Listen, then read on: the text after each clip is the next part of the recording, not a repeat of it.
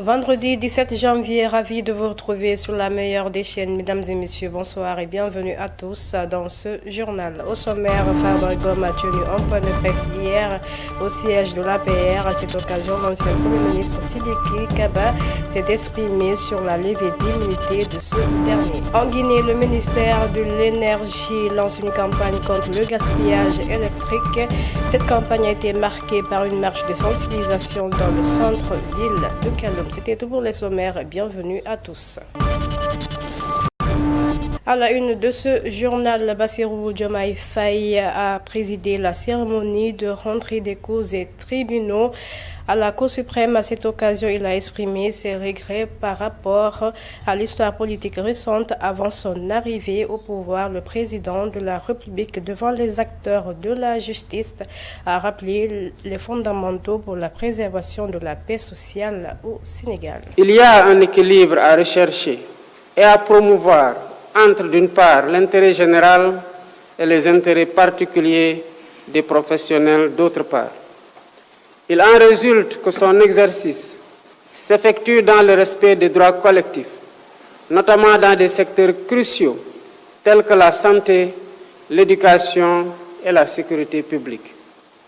Dans ce sens, le Code du travail et le statut général de la fonction publique ont prévu les conditions requises pour un exercice licite du droit de grève. La loi numéro 61-33 du 15 juin 1961 portant statut général des fonctionnaires prévoit en effet des obligations telles que le préavis et le respect des services minimums qui garantissent la continuité des fonctions vitales de l'État. Le respect du bon ordre justifiera ainsi des réquisitions qui sont une limite importante mais nécessaire au droit de grève. Encadrés par des textes tels que l'article L276 du Code du travail, ces mesures administratives permettent d'assurer la continuité des services publics essentiels dans des circonstances exceptionnelles. Ces secteurs incluent non seulement les services publics administratifs, mais aussi des entreprises à vocation d'intérêt public, comme celles fournissant l'eau, l'électricité ou les transports en commun. Toutefois, il est essentiel que les réquisitions soient prises avec discernement et appliquées avec rigueur.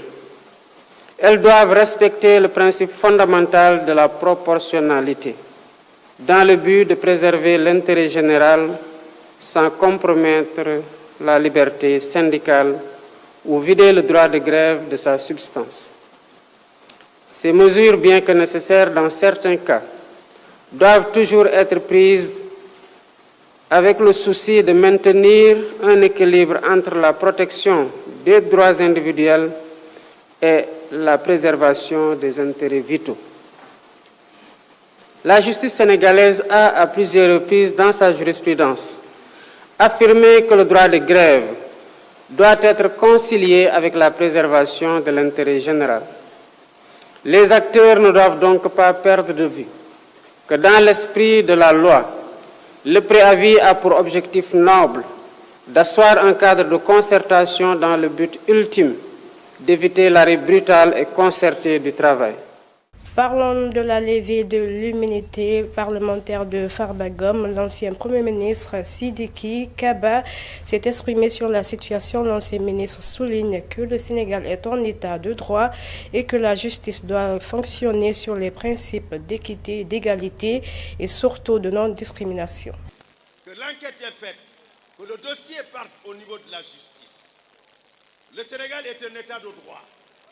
Cela signifie que la justice doit fonctionner sur les principes d'équité, d'égalité et surtout de non-discrimination. Si notre système judiciaire a eu sa crédibilité, c'est parce qu'il y a eu des magistrats indépendants qui ont pu, en leur âme et conscience, prendre des décisions en se fondant sur la loi et leur intime conviction.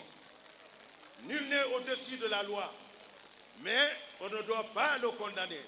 Nous avons toujours dit que le droit et la politique ne font pas bon ménage. Et pourquoi? Quand le droit quand la politique entre dans le temple de Thémis, c'est-à-dire au tribunal, le droit sort par la fenêtre. Or, il faut juger selon la base des documents que nous avons.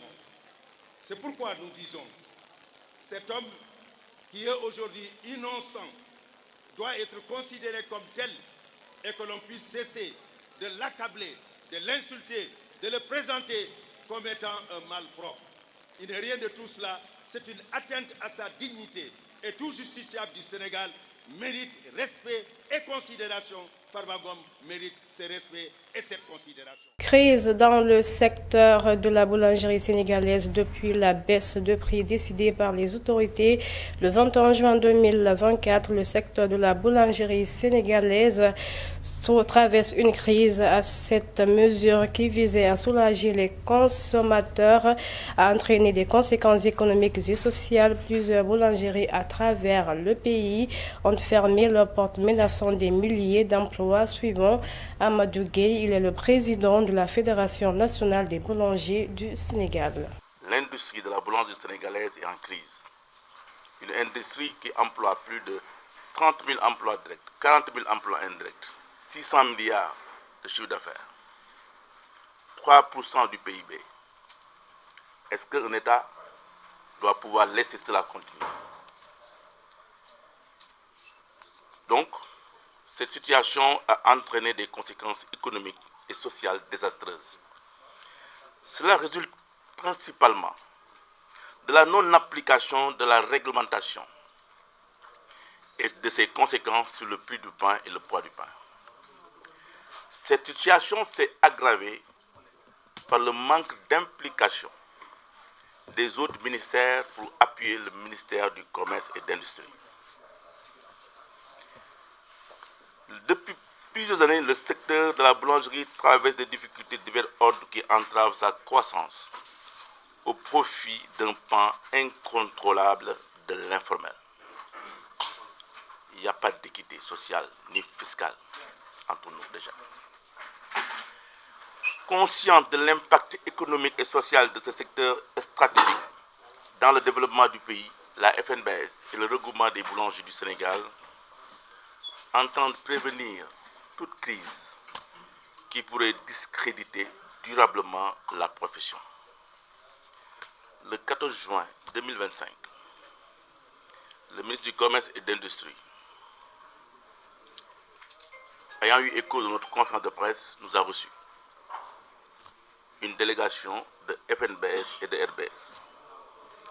Durant 4 heures de temps, nous avons discuté de tous ces problèmes-là, que nous pourrons après développer, si vous voulez, que nous rencontrons résultant de la non-application du décret 2217 et du renchérissement des coûts de production.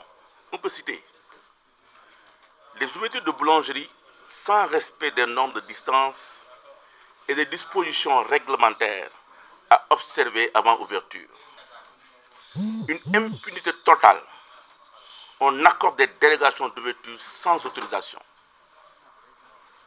Aujourd'hui, le constat, c'est que une boulangerie ouvre. Or, il faut une distance de 300 mètres entre ouverture de 2 boulangeries. Si vous avez des moyens, si vous êtes liquide, vous connaissez comment ça se passe dans ce pays.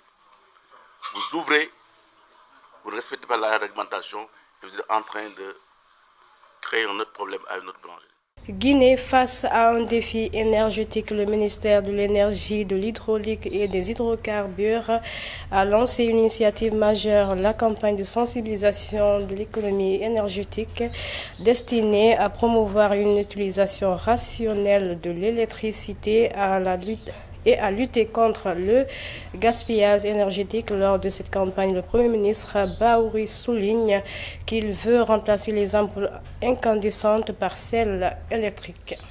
Et si on remplace toutes les lampes incandescentes dans Conakry, on va économiser 40 mégawatts d'électricité. Et 40 mégawatts d'électricité, ça nous coûte des millions et des millions de dollars.